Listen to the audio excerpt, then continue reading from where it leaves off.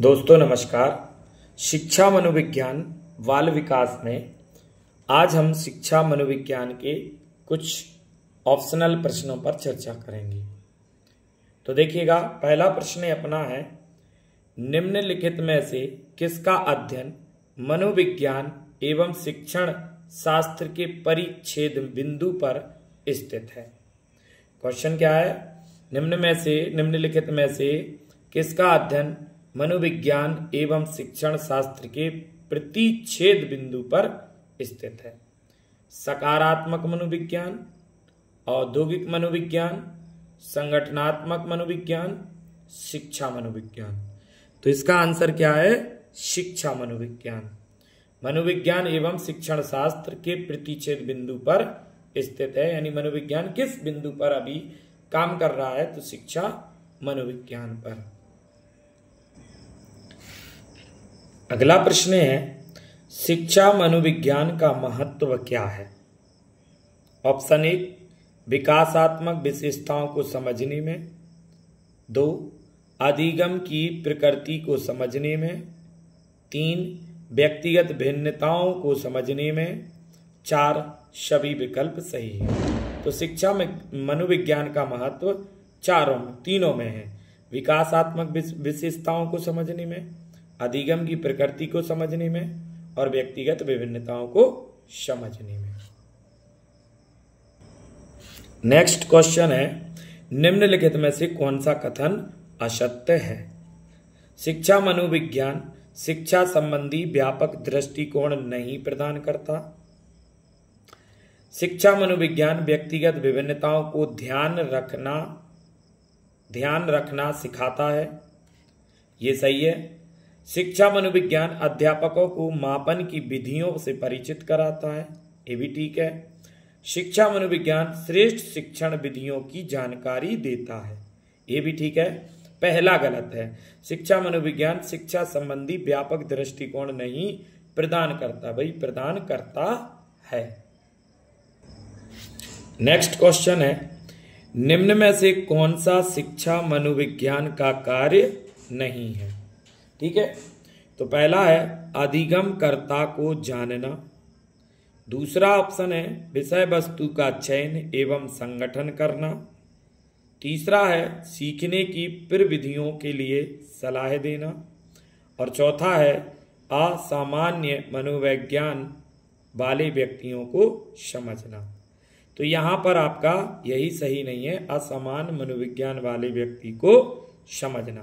बाकी तीनों सही हैं, अधिगमकर्ता को जानना, विषय वस्तु का चयन एवं संगठन करना, सीखने की प्रविधियों के लिए सलाह देना, ये तीनों सही हैं। असमान मनोविज्ञान वाले व्यक्ति को समझना ये गलत है।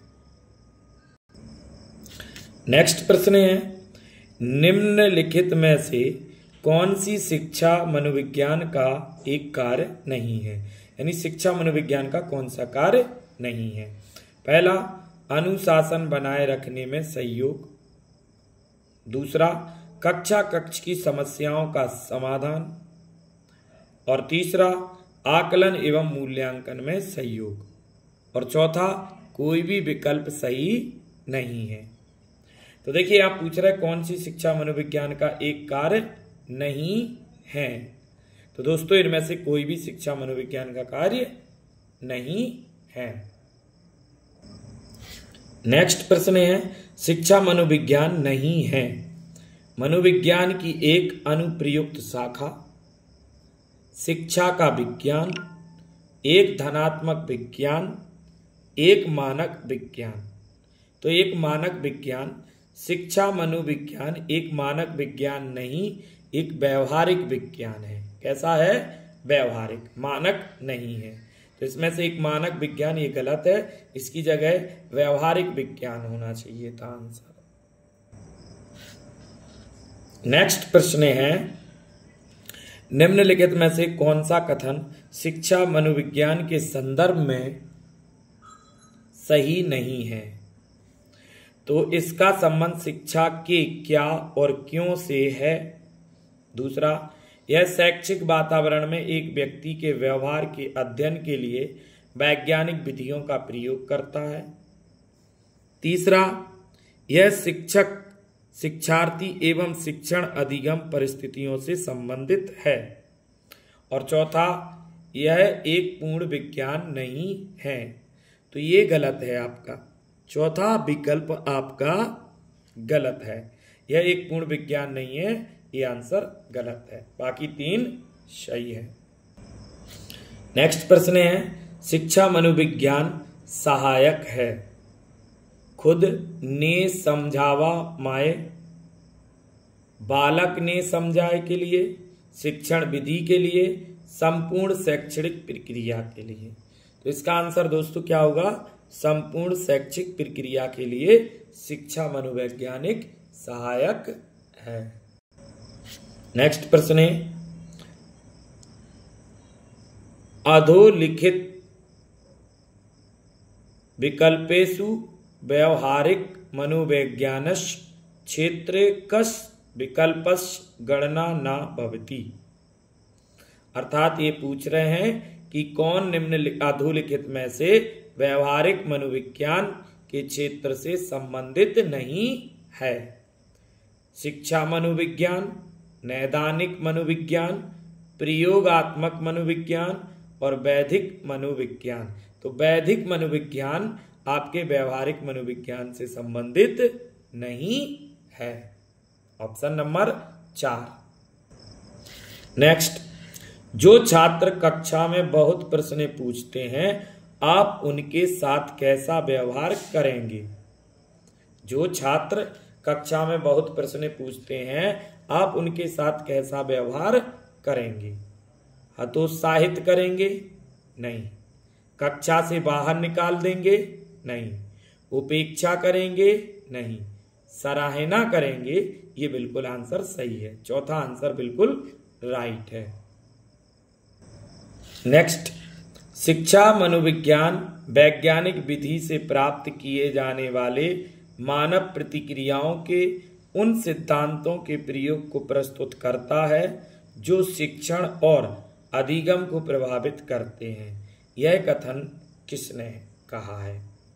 फिर से सुनिए दोस्तों कि शिक्षा मनोविज्ञान वैज्ञानिक विधि से प्राप्त किए जाने वाले मानव प्रतिक्रियाओं के उन सिद्धांतों के प्रयोग को प्रस्तुत करता है जो शिक्षण और अधिगम को प्रभावित करते हैं।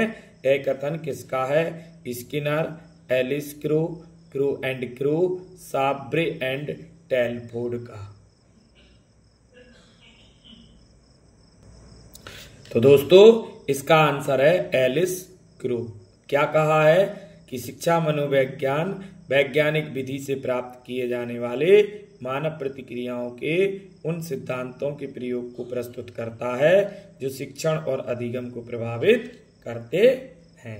तो ये एलिस क्रो का है। अगला प्रश्न है, शिक्षा मनोविज्ञान की विषय वस्तु की व्याख्या के लिए उपयुक्त पद है। निश्चयात्मकता, विकासशीलता, संभावनापूर्णता या पूर्व नियतता। तो इसका आंसर है 2, विकासशीलता। शिक्षा मनोविज्ञान की विषय वस्तु क्या है? विकासशीलता, संपूर्ण विकास करना। नेक्स्ट प्रश्न है, शिक्षा मनोविज्ञान व्यवहारिक रूप है बाल मनोविज्ञान का, समाज मनोविज्ञान का, सामान्य विज्ञान का, मनोविज्ञान का। तो शिक्षा मनोविज्ञान व्यवहारिक रूप किसका है? मनोविज्ञान का। ऑप्शन नंबर 4 बिल्कुल सही है। नेक्स्ट प्रश्न है, शिक्षा मनोविज्ञान का अध्ययन अध्यापक को किस लिए करना चाहिए या इसलिए करना चाहिए? इससे शिक्षक को आत्म संतुष्टि मिल सके? गलत। इससे वह दूसरों को प्रभावित कर सके? ये भी गलत। इससे वह अपनी परीक्षाओं में प्रथम आ सके? ये भी गलत। इसकी सहायता से अपने शिक्षण को अधिक प्रभावशाली बना सके? बिल्कुल राइट आंसर, चौथा सही है। एक अध्यापक को शिक्षा मनोविज्ञान का अध्ययन क्यों करना चाहिए? क्योंकि इसकी सहायता से अपने शिक्षण को अधिक प्रभावशाली बना सके। अगला प्रश्न है, शिक्षा मनोविज्ञान किससे संबंधित है? अधिगम, संस्थितियों से, दिए गए सभी विकल्पों से, अधिगम प्रक्रियाओं से, अधिगम कर्ताओं से। तो शिक्षा मनोविज्ञान अधिगम संस्थितियों से भी संबंधित है, अधिगम प्रक्रियाओं से और अधिगम कर्ता से। ठीक है, ये अधिगम मतलब होता है भैया सीखना, सीखने की संस्थितियों से, सीखने की प्रक्रिया से और सीखने वाले से संबंधित है। नेक्स्ट, एक शिक्षक के लिए शिक्षा मनोविज्ञान की उपादेयता है। तो पहला है स्वयं के ज्ञान एवं तैयारी के बारे में जानकारी के लिए। नेक्स्ट है बालकों की आवश्यकताओं की जानकारी के लिए। तो यहां पर भैया ये दोनों आंसर राइट हैं, स्वयं के ज्ञान और तैयारी की जानकारी के लिए भी और बालकों की आवश्यकता की जानकारी के लिए भी सही है। नेक्स्ट, निम्नलिखित में से कौन सा कथन शिक्षा मनोविज्ञान की प्रकृति से संबंधित नहीं है? यह एक व्यवहार परक विज्ञान है, ये तो है सही है। यह एक सामाजिक विज्ञान है, ये भी सही है। यह एक धनात्मक विज्ञान है, ये भी ठीक है। यह एक मानकीय विज्ञान है, यह भी बताया कि व्यवहारिक विज्ञान है। शिक्षा मनोविज्ञान कैसा है? व्यवहारिक। तो ये चौथा ऑप्शन गलत है। अगला प्रश्न है, एक अध्यापक के लिए शिक्षा मनोविज्ञान का शैक्षिक निहितार्थ है, क्यों? बालकों या विद्यार्थियों को समझना, बिल्कुल सही है। विज्ञान के नियमों का कक्षा में अनुप्रयोग करना, ये ठीक नहीं है। विद्यालय की समस्याओं का प्रभावी तरीके से समाधान करना, ये भी ठीक नहीं है। विश्व के बारे में स्वयं की गलत संप्रदायों को सुधारना। तो यहाँ पर जो शिक्षा मनोविज्ञान है वो बालकों या शिक्षार्थियों या विद्यार्थियों को समझना है। पहला आंसर इज राइट। दूसरा क्वेश्चन है, नेक्स्ट क्वेश्चन, शिक्षा मनोविज्ञान की वह शाखा है जो शिक्षण एवं सीखने से संबंधित है। यह कथन किसका है? तो ये कथन दोस्तों स्किनर का है। शिक्षा मनोविज्ञान की वह शाखा है जिसमें शिक्षण और सीखने से संबंध है। किसने कहा? स्किनर। देखिए दोस्तों, आखिरी क्वेश्चन आज का जो है, शिक्षा मनोविज्ञान की वह शाखा है जो शिक्षण एवं सीखने से संबंधित है। यह परिभाषा किसकी है? तो अभी आपको बताया था, इस प्रश्न का आंसर आपको कमेंट बॉक्स में देना है। दोस्तों, अगर वीडियो आपको पसंद आया हो तो वीडियो को लाइक करें, सब्सक्राइब करें, कमेंट करें और बेल आइकन जरूर दबाएं, जिससे नई वीडियो आपके पास तुरंत पहुंचे। और अगर आप मेरे चैनल को सब्सक्राइब जरूर करें। जय हिंद, जय भारत। मिलेंगे आगे अगले क्वेश्चनों के साथ इसी तरीके से।